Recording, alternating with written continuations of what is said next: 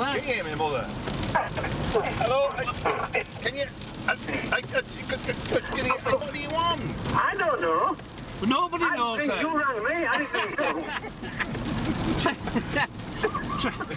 Part of what I do is I travel to investigate motor cars before clients purchase them. I'm checking for correct numbers, engine numbers and chassis numbers. Being the detective, I get in my car or an aeroplane or I get on a ferry and I go and inspect the vehicle.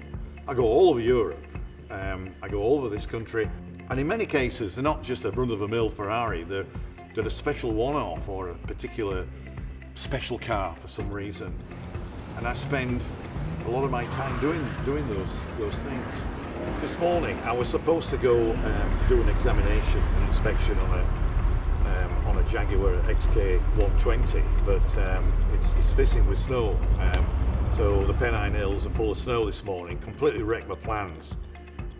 But a little job that I had to do, and I've been putting off, was to go and do some testing on my Cobra, on my AC Cobra.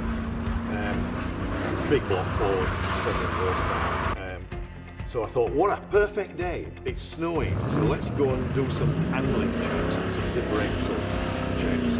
There's no way around car. I don't see why you shouldn't use a 700 horse Cobra all year round. And so it was perfect to go out and check the differential. And yeah, it worked pretty good, so at least we know that now.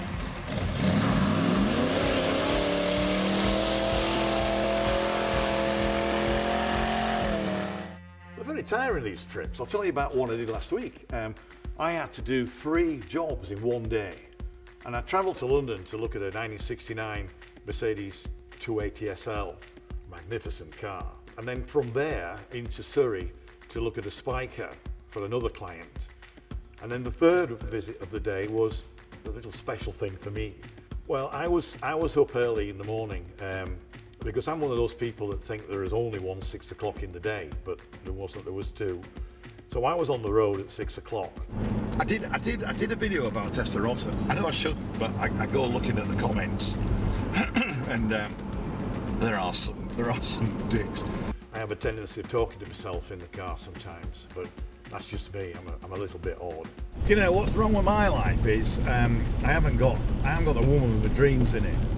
So why, what am I going to do about it? Well, I don't know what I'm going to do about it. I feel like a mammal. It's like a mammal, like a water mammal, and I live in the sea, but I've evolved and I've come out of the sea, and now I'm a land mammal. That's what's happened, and so I'm a land mammal. I can't go back in the sea because all my energy is focused on work. And will I ever go racing again? I'm sort of trapped with this now, and the girl of my dreams, well, she's going to be in the sea, isn't she? And I can't get back to the sea. I nearly lost my mind, but I managed to get there in the end. So I was heading for Wandsworth in London, went down to a specialist classic car company, Chelsea Cars, to look at a fantastic car.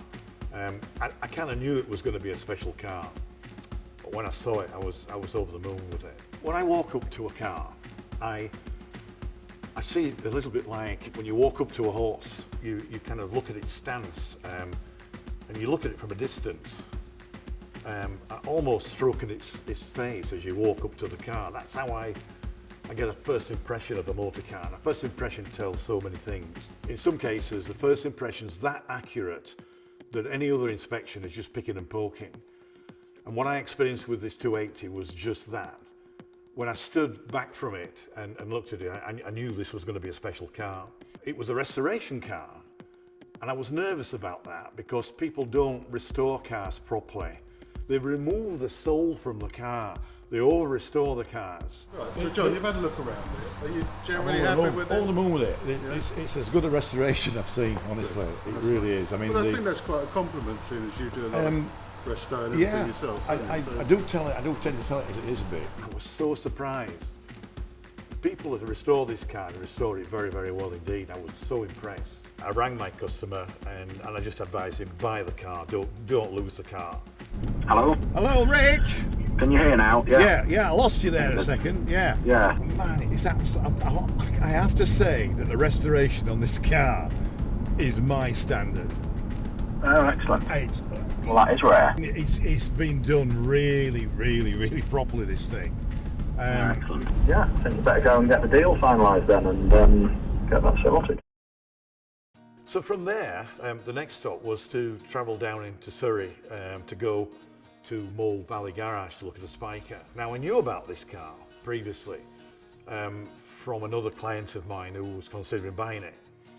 But I was working for a lottery winner and someone had told him, it could have been me actually, that you can have a Ferrari and you can have a Lamborghini, but you haven't got a Spiker, have you? And so he was very interested to buy the Spiker. I think because there's the cheapest one. It's the only one in the world for sale that I know at the moment. Yeah. And it's also quite a cheap car for what it is. Yeah. I'll tell you what, I was quite impressed with that motor car. Spiker were coach builders. In fact, they're responsible for the golden coach that the Dutch royalty still run around in today. But the engineering on this car was something else. And the finish of all the bracketry and everything was that impressive. I was quite taken by it. So I had a look round the showroom and there was a replica Cobra in there. I spotted that it had a Chevrolet engine in this Cobra. AC Cobra should be a Ford engine. You know, it's Carroll Shelby with the Ford Mustang Shelbys and it had to be a Ford engine. But this guy told me that this Chevrolet engine was the correct engine. So we had a bit of an argument about it and yeah, we clashed a bit. Our third and final visit of the day was a bit special because we then had to travel down to Guildford to view a motor car that, well, I might have wanted to buy myself. And it's only a little old Alfa, but I've had 4 of them. This is the 5th one. Very special Alfa GTA. But it's quite an interesting story because the guy who's selling it is actually the son of one of my mentors from my early Ferrari days in the 70s. In fact, he was the guy that was stood with me when I saw the Testarossa prototype. He was the chap that was stood at the side of me, and I was dealing with his son. I remember being this tall and just seeing those cars go around, you know, at the Perennial Challenge. Yeah. And running up the bank to see what was really? racing. It was really spooky because the son looks just like his father, and I haven't seen his father for a few decades. The car was better, much better than I imagined it was going to be. So I did the deal and I bought it. My 5th GTA. I love to catch cars before patina runs away and then they become bangers. And this car has just got the right amount in it. Everything is just factory. So just about to leave and I paid for it and the plan was it was going to deliver it to me on a truck. So I thought it'd be a great idea if he delivered my Jeep on the truck and I drove the Alfa back. And it was just fantastic. Yeah, sure, we can arrange Can we that do for you, that? no problem. Yeah, Can I yeah, take the pleasure. Alfa now? Do you Cost mind? Well, yeah, we'll look at some prices, get back to you. You're a star. It smells just like the other ones and it feels just like the other ones. Just listen to that Busso Alfa Romeo V6. Listen to that. A 156 GTA must be built around the back of Alfa Romeo in some sort of racing department. It's not a run-of-the-mill Alfa Romeo for many reasons. It's incredibly light. It's got a special crankshaft, it's got a special gearbox, it's got special bits of bracketry on it, and it's got Ferrari 360 front brake, massive front brakes. It's a real wolf in sheep's clothing, this motor car. The best thing you can do with a performance car when you're tired is switch all the electronic aids off the car, as opposed to relying on traction controls. When the car goes, it's going to catch you out because you're half asleep. And if you've got everything switched off, you're sharp.